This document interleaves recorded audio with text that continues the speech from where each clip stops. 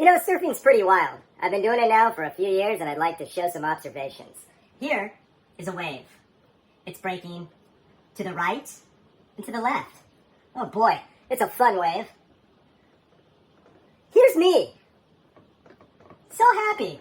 By myself, I found this little peak. I can go left, I can go right. I can do wiggles, zooms. I'm having a great time. But look out. Here comes this guy. Doot, doot, doot, doot, doot, doot, doot. Walking down the beach. He sees me, paddles out, and sits right next to me. He proceeds to talk to me about real estate. We'll call him the name dropper, because he knows everybody. And all I'm thinking about is, damn, I'd like to get some waves, but this guy's sitting right on top of me. Then, we have another person here.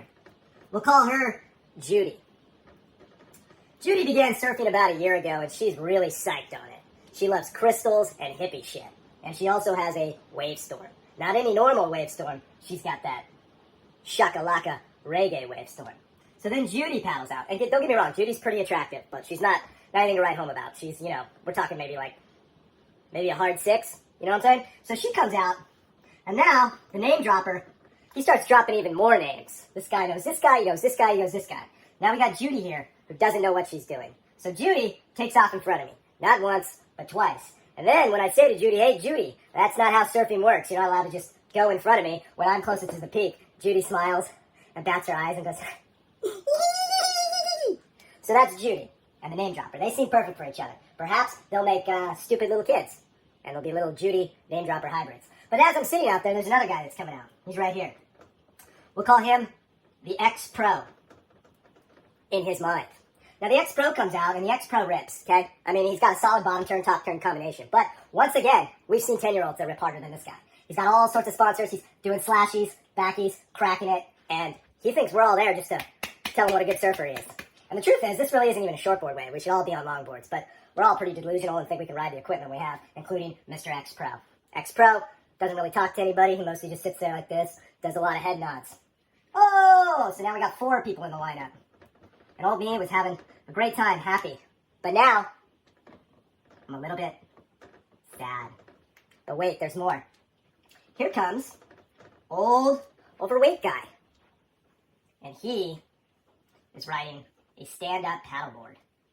And he comes out on a stand-up paddleboard right in the middle of all of us and begins to tell us how he started surfing in 1971, and he has been around longer than any of us. Well, no shit, Sherlock. We can tell by looking at your face that you're old. Do we need to hear your life story about where you grew up and all the awesome things you did in your surf career before you got super old and fat?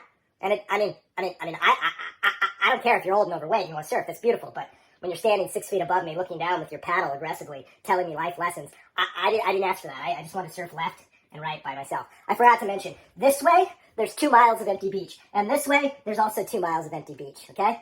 And it's not like it's as bald and as flat as my head. Either way. There's waves all over. There's waves all over. But they chose to come here. So now we got Paddleboard Man, who's literally paddling around on a boat that could kill all of us. But he doesn't care, because he's out there getting his stoke on well into his elder years. Now we got this guy. This guy's 19. And nobody has ever told him no. In fact, nobody's ever raised their voice to him. He paddles out. And he surfs pretty good. He rode in on his electric bike. He's had everything taken care of for him from the time he was young. Nobody ever has given him a second place trophy. He's really a success, really killing it in his own mind. His mom and dad let him do whatever he wants, when he wants. He makes all the rules. He tells mom and dad what he's going to do. Mom and dad are friends, cool buddies, instead of parents. In fact, mom and dad can usually be found drinking, hanging out. And, if your friends want to drink too and party, you can come over. They're the cool parents and hang out and do that as well. So he paddles out, and he takes off in front of me. I don't say anything, because I'm gonna give him another chance. He back paddles me. So I turn to him and I go, "What are you doing? What are you doing?" And the second I raise my voice to him, I can see that he's never had that happen. And he freezes like this and goes, and I go, "What?"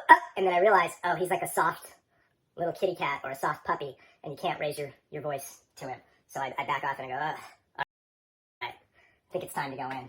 But as I'm getting ready to paddle in, there's a pack of people. There's 3 of them. And they're laughing, and they're happy, and they have a mixture of boards, and they paddle out as I'm coming in. They're brand new beginners, and they're smiling, and they're stoked, and they're happy.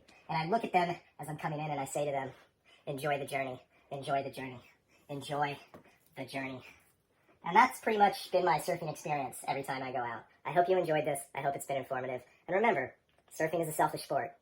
And there's a lot of crazy people in the water. And I don't know when people stop learning etiquette.